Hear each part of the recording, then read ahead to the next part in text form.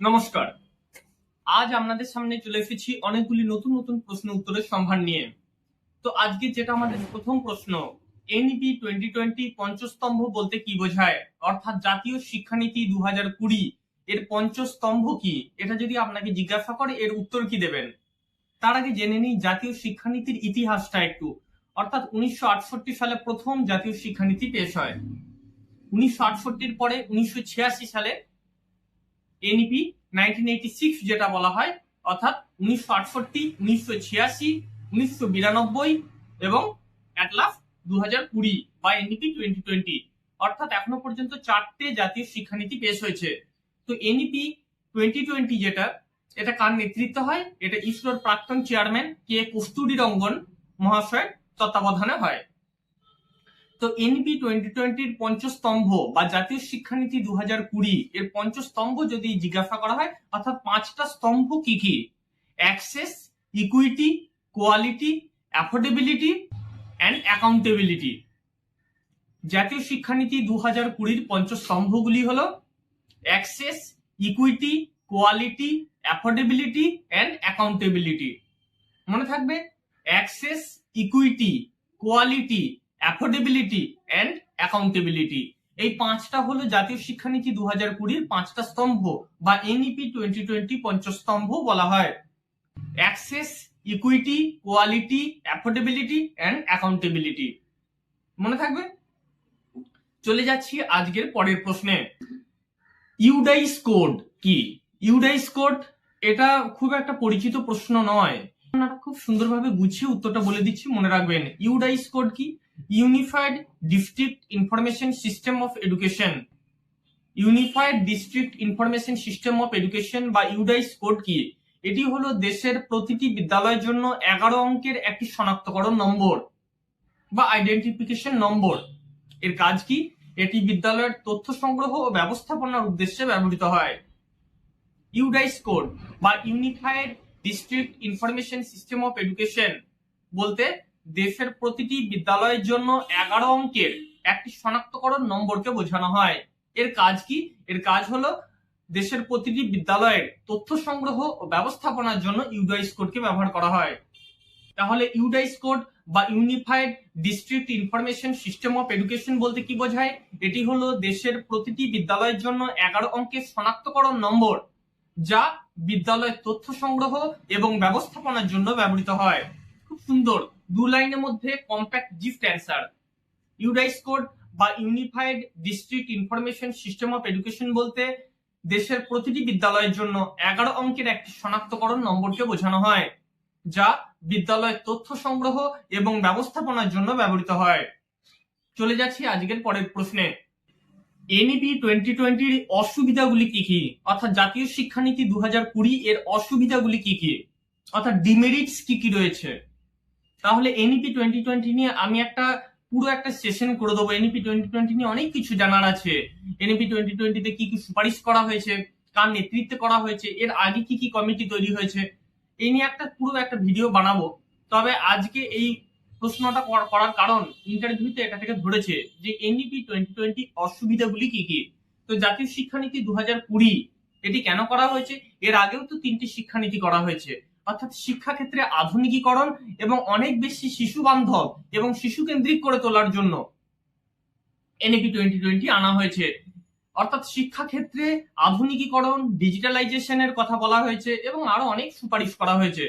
তো এত সদর্থক একটা পদক্ষেপ, এর অসুবিধা কি কি? এর অসুবিধা নেই বললেই চলে। তবু যদি আপনাকে ইন্টারভিউ বোর্ড জিজ্ঞাসা করে যে এনইপি 2020 এর অসুবিধা কি কি, এর 2টি পয়েন্ট আপনারা বলতে পারেন। প্রথমত, রূপায়ণ তথা বাস্তবায়নের ক্ষেত্রে, অর্থাৎ এনইপি 2020 রূপায়ণ তথা বাস্তবায়নের ক্ষেত্রে পর্যাপ্ত তহবিল এবং পরিকাঠামোগত সমস্যা, অর্থাৎ ইনফ্রাস্ট্রাকচারাল প্রবলেম। এনইপি 2020 রূপায়ণ তথা বাস্তবায়নের ক্ষেত্রে পর্যাপ্ত তহবিল এবং পরিকাঠামোগত সমস্যা। দ্বিতীয়ত, শিক্ষাক্ষেত্রে ডিজিটালাইজেশনের কথা বলা হলেও অনেক বিদ্যালয়ে এখনো পর্যন্ত ইন্টারনেট পরিকাঠামো নেই। এই 2টি পয়েন্ট আপনারা বলতে পারেন। প্রথমত, এনইপি 2020 রূপায়ণ তথা বাস্তবায়নের ক্ষেত্রে পর্যাপ্ত তহবিল ও পরিকাঠামোগত সমস্যা। দ্বিতীয়ত, শিক্ষাক্ষেত্রে ডিজিটালাইজেশনের কথা বলা হলেও অনেক বিদ্যালয়ে গ্রামীণ এলাকায় এখনো পর্যন্ত ইন্টারনেট পরিকাঠামো সেভাবে গড়ে ওঠেনি। এই দুটি পয়েন্ট আপনারা বলবেন। চলে যাচ্ছি আজকের পরের প্রশ্নে। বাংলা তথা বাঙালির শ্রেষ্ঠ উৎসব হলো দুর্গাপূজা। এই দুর্গাপূজাকে ইউনেস্কো একটা বিরাট সম্মান দিয়েছে। এটা থেকে আপনাকে জিজ্ঞাসা করতেই পারে যে কি সম্মান দিয়েছে। তো চলুন জেনে নিই।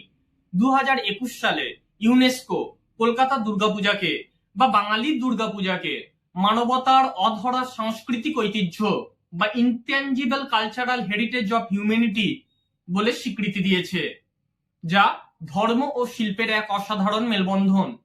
তো প্রশ্নটা আপনাকে কিভাবে করতে পারে যে ইউনেস্কো থেকে যে দুর্গাপূজাকে সম্মান দেওয়া হয়েছে, কি সম্মান দেওয়া হয়েছে বা স্বীকৃতি কি দেওয়া হয়েছে বা কবে দেওয়া হয়েছে, এই সংক্রান্ত যদি আপনাকে প্রশ্ন করে উত্তরটা খুব সুন্দরভাবে দেবেন।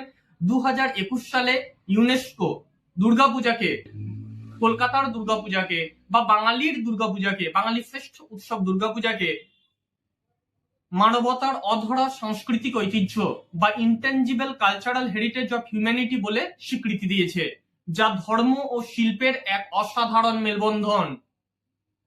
আরেকবার বলিনি, শুনে নিন।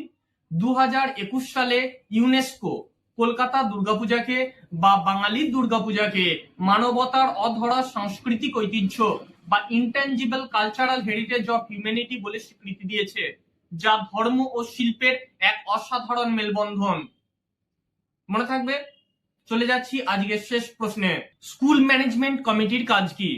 এর আগের দিন আমরা আলোচনা করেছিলাম ভিলেজ এডুকেশন কমিটি বা ভিইসি কমিটির কাজ কি। আজ আমরা বলছি স্কুল ম্যানেজমেন্ট কমিটির কাজ কি। তো শব্দটা শুনিয়ে বোঝা যাচ্ছে স্কুল ম্যানেজমেন্ট, অর্থাৎ স্কুলটাকে ম্যানেজমেন্ট, বিদ্যালয়ের পরিকাঠামোগত উন্নয়ন সংক্রান্ত যাবতীয় জিনিস স্কুল ম্যানেজমেন্ট কমিটি দেখে। স্কুল ফান্ড সংক্রান্ত বিভিন্ন জিনিস, অর্থাৎ বিদ্যালয়ের অনুদান কিভাবে বিভিন্ন জায়গায় সঠিকভাবে কাজে লাগানো যায়, সদর্থক উপায়ে সেটিকে কাজে লাগানো যায়, সেটি স্কুল ম্যানেজমেন্ট কমিটি দেখে। তো যদি প্রশ্নটি করা হয় যে স্কুল ম্যানেজমেন্ট কমিটির কাজ কি, এর উত্তরে আপনি দুটি পয়েন্ট বলতে পারেন। প্রথমত, বিদ্যালয়ের উন্নয়নের পরিকল্পনা তৈরি ও বাস্তবায়ন। বিদ্যালয়ের উন্নয়ন পরিকল্পনা তৈরি ও বাস্তবায়ন। দ্বিতীয়ত, বিদ্যালয়ের যে ফান্ড, স্কুল ফান্ড যেটা আছে, অর্থাৎ বিদ্যালয়ের অনুদানের সঠিক ব্যবহারকে সুনিশ্চিত করা। বিদ্যালয়ের অনুদানের সঠিক ব্যবহার সুনিশ্চিত করা। তাহলে স্কুল ম্যানেজমেন্ট কমিটির কাজ কি হলো?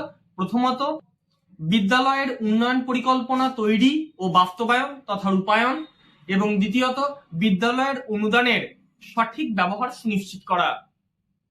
মনে থাকবে, স্কুল ম্যানেজমেন্ট কমিটির কাজ হলো বিদ্যালয় উন্নয়ন পরিকল্পনা তৈরি ও বাস্তবায়ন, বিদ্যালয় সংক্রান্ত যে উন্নয়ন, অর্থাৎ বিদ্যালয়ের উন্নয়ন সংক্রান্ত পরিকল্পনাকে তৈরি করা এবং তা রূপায়ণ করা, এবং দ্বিতীয়ত, বিদ্যালয়ের যে অনুদান স্কুল ফান্ড, সেটার একটা সদর্থক উপায়ে একটা খুব সুন্দরভাবে সেটিকে কাজে লাগানো, অর্থাৎ বিদ্যালয়ের অনুদানের সঠিক ব্যবহারকে সুনিশ্চিত করা। এই দুটি হলো স্কুল ম্যানেজমেন্ট কমিটির কাজ। বিদ্যালয় উন্নয়ন পরিকল্পনা তৈরি ও বাস্তবায়ন এবং বিদ্যালয়ের অনুদানের সঠিক ব্যবহার সুনিশ্চিত করা, এই দুটি হলো স্কুল ম্যানেজমেন্ট কমিটির প্রধান কাজ। মনে থাকবে, যে যে প্রশ্নগুলি আলোচনা হলো, এনইপি 2020 বা জাতীয় শিক্ষানীতি 2020 এর পঞ্চস্তম্ভ বলতে কি বোঝায়, অর্থাৎ পাঁচটা স্তম্ভ কি কি? ইউডাইস কোড বা unified district information system of education বলতে কি বোঝায়? এনইপি 2020 বা জাতীয় শিক্ষানীতি 2020 অসুবিধাগুলি কি কি? ইউনেস্কো কত সালে দুর্গাপূজাকে কি স্বীকৃতি দিয়েছে বা কি সম্মান দিয়েছে, এটি সম্পর্কে আপনাকে জানতে পারে। কারণ বাংলা তথা বাঙালি শ্রেষ্ঠ উৎসবই হলো দুর্গাপূজা। সেখানে ইউনেস্কো থেকে, অর্থাৎ একটা বিশ্বমঞ্চে বাঙালি শ্রেষ্ঠ উৎসবকে যে সম্মাননা দেওয়া হচ্ছে, এটা থেকে আপনাকে প্রশ্ন করতেই পারে। তো কত সালে দুর্গাপূজাকে ইউনেস্কো কি সম্মান দিয়েছে, এটা আমরা জানলাম। এবং শেষে যেটা জানলাম যে স্কুল ম্যানেজমেন্ট কমিটির কাজ কি। এই প্রশ্নগুলি আজকে আপনাদের সামনে রাখলাম। খুব সুন্দরভাবে উত্তরগুলি গুছিয়ে তৈরি করে নেবেন এবং আত্মস্থ করে নেবেন। আজ সেশনটি এখানেই শেষ। ধন্যবাদ।